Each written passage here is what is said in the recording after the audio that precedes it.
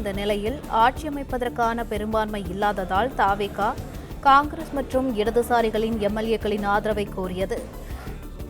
இந்த நிலையில் ஆட்சி அமைக்க தாவேகாவிற்கு 118 எம்எல்ஏக்கள் ஆதரவு தேவைப்பட்ட நிலையில் காங்கிரஸ், சிபிஐ, சிபிஎம் நேற்றைய தினம் ஆதரவு அளித்த நிலையில் தமிழக வெற்றிக் கழகமானது 116 எம்எல்ஏக்களை கொண்டு இருந்தது. தற்போது விசிகேவும் ஐயுஎம்எல்லும் தனது ஆதரவை தெரிவித்துள்ளனர். இதுகுறித்த கூடுதல் விவரங்களை எமது செய்தியாளர் ராஜகுமரன் வழங்க கேட்கலாம். வணக்கம் ராஜகுமரன். தற்பொழுது ஐயுஎம்எல்லும் ஆதரவினை தெரிவித்துள்ளது. இதுகுறித்த கூடுதல் விவரங்கள்.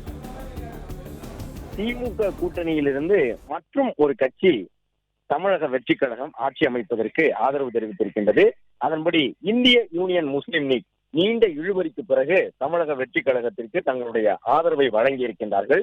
118 இடங்களை விஜய் பெறுவாரா என்றெல்லாம் கேள்விகள் எழுப்பப்பட்டுக் கொண்டிருந்த நிலையில் 118 அல்ல, கூடுதலாக 2 என்று 120 இடங்கள் கிடைத்திருக்கின்றன. இந்த 120ஓடு நிற்குமா அல்லது இன்னொரு தரப்பிலிருந்து இரட்டை இலக்கத்திலே இன்னும் ஆதரவு கிடைக்கப் போகின்றதா என்பதை உறுதி செய்ய முடியாத அளவிற்கு மற்றொரு கட்சியிலும் கூட தமிழக வெற்றிக் கழகத்தை ஆதரிக்க வேண்டும் என்று பலர் காத்திருப்பதாக சொல்லப்படுகின்றது. எனவே தமிழக வெற்றிக் கழகத்தினுடைய தலைவர் விஜய் தலைமையிலே ஆட்சி அமைவது உறுதி செய்யப்பட்டிருக்கின்றது.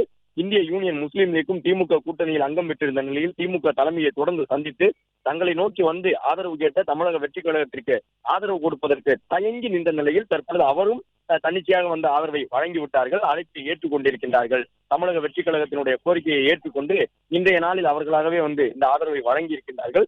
விடுதலை சிறுத்தைகளும் தங்களுடைய 2 உறுப்பினர்களை ஆதரவு நிலைப்பாடு எடுக்க வைத்து விட்டார்கள்.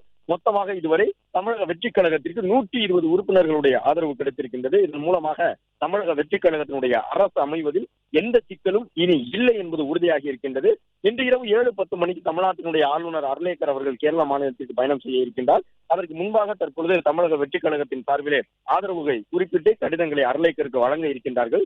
118 உறுப்பினர்கள் இருந்தால்தான் முதலமைச்சராக பதவி பிரமாணம் செய்து வைக்க முடியும், ரகசிய காப்பு பிரமாணம் செய்து வைக்க முடியும் என்று திட்டவட்டமாக ஆளுநர் அர்லேக்கர் தெரிவித்து விட்ட நிலையில் 118ஓடு கூடுதலாக 2 சேர்த்து இன்னும் சற்று நேரத்திலே கடிதத்தை அனுப்பி வைக்க இருக்கின்றது தமிழக வெற்றிக் கழகம் என்ற தகவல் வந்திருக்கின்றது. இந்திய யூனியன் முஸ்லீம் லீக்கும் ஆதரவு தெரிவித்திருக்கின்றது. திமுக வெர்சஸ் டிவிகே என்று சொல்லி தமிழக அரசியலை சந்தித்த முதல் தேர்தலை சந்தித்த தமிழக வெற்றிக் கழக தலைவர் விஜய் திமுகவினுடைய முக்கிய முன்னணி அமைச்சர்கள் உட்பட பலரை வீழ்த்தி 108 இடங்களில் வெற்றி பெற்றது மட்டுமல்லாமல் இப்பொழுது திமுக கூட்டணியில் இருந்த காங்கிரஸ், திமுக கூட்டணியில் இருந்த இடதுசாரிகள், திமுக கூட்டணியில் இருந்த விடுதலை சிறுத்தை, திமுக கூட்டணியில் இருந்த இந்திய யூனியன் முஸ்லீம் லீக் என்று வரிசை கட்டி 4 கட்சிகளை தங்களுக்கு ஆதரவு நிலைப்பாடு எடுக்க செய்திருக்கின்றார்கள் என்பதை பார்க்க முடிகின்றது. தேசிய ஜனநாயக கூட்டணியிலிருந்து எந்த கட்சியுடனும் நாங்கள் ஆதரவுக்காக பேச்சுவார்த்தை நடத்த மாட்டோம் என்று சொல்லியிருந்த தமிழக வெற்றிக் கழகம் தங்களுக்கு தேவையான 10 உறுப்பினர் ஆதரவை 12 உறுப்பினராக திமுக கூட்டணி கட்சிகளிடமிருந்து